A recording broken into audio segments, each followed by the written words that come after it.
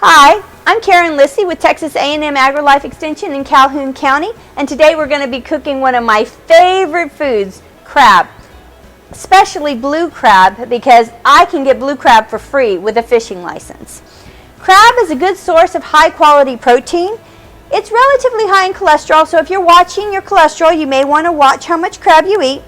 It contains long-chain omega-3 fatty acids, which can help with your heart health and brain development. Like all shellfish, it is also a good source of selenium and many other minerals and vitamins.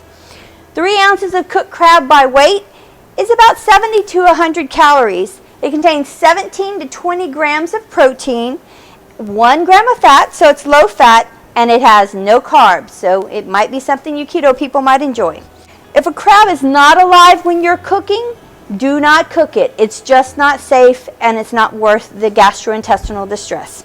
So, let's get cooking. In my family, when we do a seafood boil of any type, crab, shrimp, crawfish, we like to make it a whole meal because then you have less dishes. Potatoes and corn are standard, usually onion and garlic, but any other vegetable will work.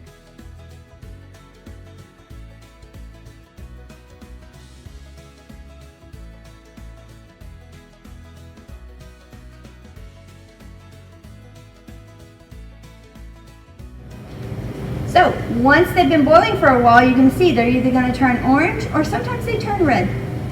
Okay, so now we have crab that's boiled, and I've actually cooled it down a little bit because it gets a little hot for me.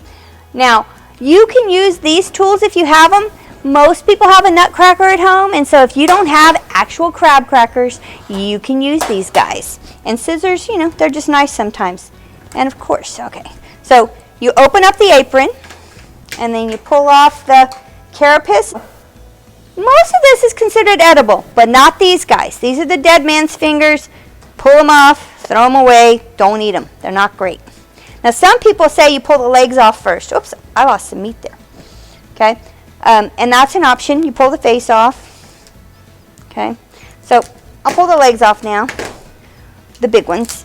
Okay, now some people like the yellow part in the middle, some people don't. Okay, I usually break it about here. And then I pull this off. And then you've got a nice chunk of meat there that you can just eat. And I'm trying hard not to. Now, there is meat inside of each of these little legs. Some people aren't dedicated enough to go for it. I am, because like I said, I do it nice and slow and I can eat crab for hours. So then you're going to break this apart here. You have these off here. And then you just, the nice soft part, you pull off.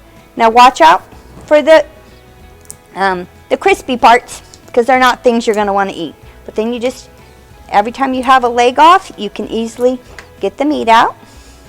And you just keep pulling, keep going, and you'll find delicious food to eat. So now we're going to work on the claws.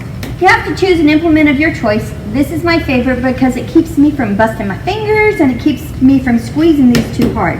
Now, I'm going to break this apart. Oops, this part didn't break off like I wanted to. So you have to grab it and pull that part off, and then you stick it in and you squeeze.